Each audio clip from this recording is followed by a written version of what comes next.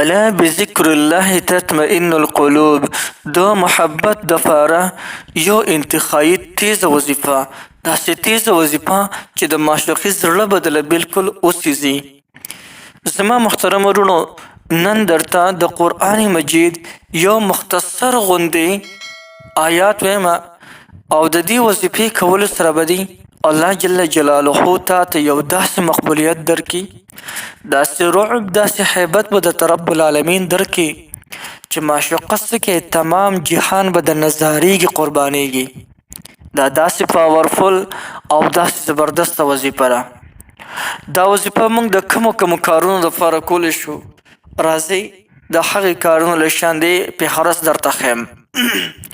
د ټولو اول د محبت دپاره تاسو کولی شئ که یو انسان هغه په خپل محبت کې مبتلا کول غواړي، او دا خو د انسان فطري عمل دی.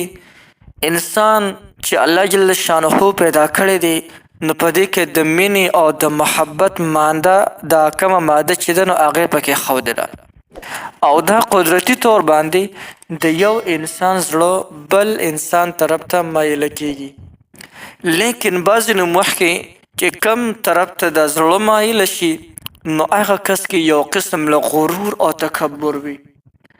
بعضې محبوب خلک داسې وي چې ته به ورسره مینه کوې، لیکن د ستا سره یې مینه نه کوي. نن د دې خبرې شکایت او د دې خبرې علاج پکې منن کیږي. یعنی هغه خلکه چې ته ورسره خبرې کوې، هغه په یو نشه کې تیر شي، په یو غرور او تکبر کې تیر شي، د ستا طرف ته اړه توجه مو نه کړي.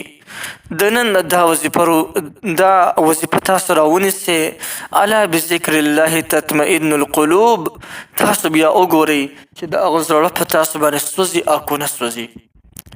آیا د هغه د زړه نه دغه غرور او تکبر وځي او که نه؟ هر وخت به د ستا په خیالاتو او د ستا په سوچونو کې ګرځي. دا داسې پاورفل او داسې زبردسته وظیفه ده. او یا یو انسان دی هغه په خپل محبت کې مبتلا کول غواړي، نو د هغې دپاره هم ته دا وظیفه بالکل کولی شي. خو طریقې درته ښیم چې دې وظیفې په دوران کې به څه کې، او یا به دا وظیفه په کومې طریقې سره کې، په کوم وخت کې به کې. نو دې وظیفې مکمل طریقه درته ښیم. دومره نه ده، 333 کارته کول دي، خو طریقې درته ښیم چې په کومې طریقې سره کې. د ټول اول یاد ساتئ که د ستا د یوې جنۍ سره جایز محبت وي، ناجایز نه، او د ستا دغه چې دې اراده وي چې زه د دې سره په نکاح شرعي محمدي په حلاله طریقې سره نکاح وکم، او په حلاله طریقې سره دې هغه رخصتي وکم او کور ته راولم، نو د دغې دپاره هم تاسو دا وظیفه کولی شئ. یا یو زنانه ده او د هغې د زړه دغه خواهش دی چې دغه فلانکي هلک سره دې زما نکاح وشي، لیکن هغوی راضي نه دي چې زما د دوی سره نکاح وشي، او د دې خوښه ده چې زما نکاح صرف د دغې کس سره وشي. نو دغه زنانه هم دا وظیفه کولی شي، الا بذکر الله تطمئن القلوب. یا د دې نه علاوه د ښځې او د خاوند په خپل منځ کې اختلافات راغلي دي. مخکې خو به داسې و چې د یو بل نه زارېږي، قربانېدل، او اوس د هغوی په خپل منځ کې اختلافات راغلي دي. د خاوند مخ په ښځې باندې بدلږي او د ښځې مخ په خاوند باندې بدلږي. اختلافات شروع شوي دي. کم مینه او محبت و، هغه مینه او محبت هغه چې دی ختم شوی دی. نو د ښځې او د خاوند په خپل منځ کې دا محبت پیدا کولو دپاره هم دا وظیفه تاسو کولی شئ. طریقه به یې درته ښیم. که چېرته کې د سړي سره ښځه روانه وي، نو ښځه به دا وظیفه په کومې طریقې سره کوي، او که ښځې سره د خپل خاوند روان وي، نو دی به بیا دغه ښځه به بیا په کومې طریقې سره کوي وظیفه، او دا سړی په کومې طریقې سره کوي وظیفه.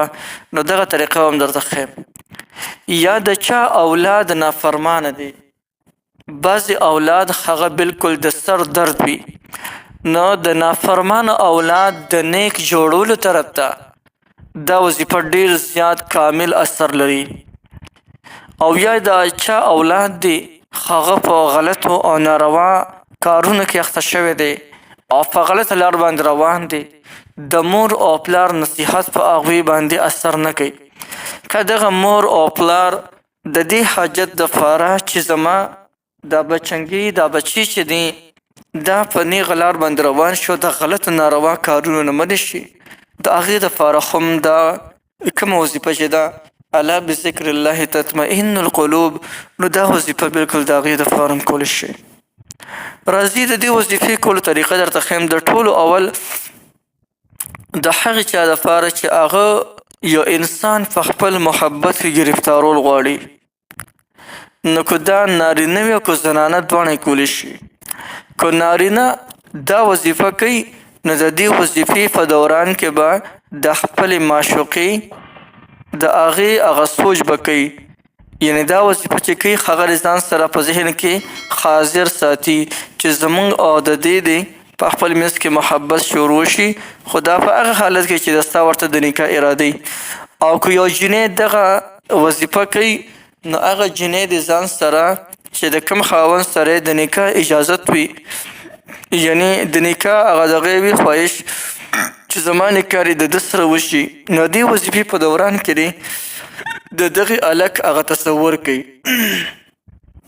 د دې نه علاوه که د ښځې خاوند په خپل منځ کې بې اتفاقي راغلی وي، نو د دې وظیفې په دوران کې طریقه درته ښیم چې د دې وظیفې په دوران کې که چېرته کې ښځه دا وظیفه کوي نو هغه به د دې وظیفې په دوران کې د خپل خاوند تصور کوي، خاوند به ذهن ته راولي او دا خیال ته کوي چې د خاوند د ما سره مینه پیدا شي. او که خاوند دا وظیفه کوي د وظیفې په دوران کې د ښځې تصور کوي چې دا د ما سره روغه شي او د دې د ما سره مینه او محبت پیدا شي. که د اولاد دپاره یې کوي نو مور او پلار د دواړه دا وظیفه کوي پابندۍ سره، چې کله هم دا وظیفه کوي نو دغه دی په تصور کې په ذهن کې ساتي چې زه دا وظیفه دې دپاره کومه چې زما د اولاد تابعدار شي، د ناروا او خرابو کارونو نه منع شي. او د دې نه علاوه د هر حاجت دپاره بالکل دا وظیفه تاسو کولی شئ، هغه حاجت چې هغې کې د محبت اثر وي، لکه یو کس دستا حکم نه مني نو د هغې دپاره هم تاسو دا وظیفه کولی شئ.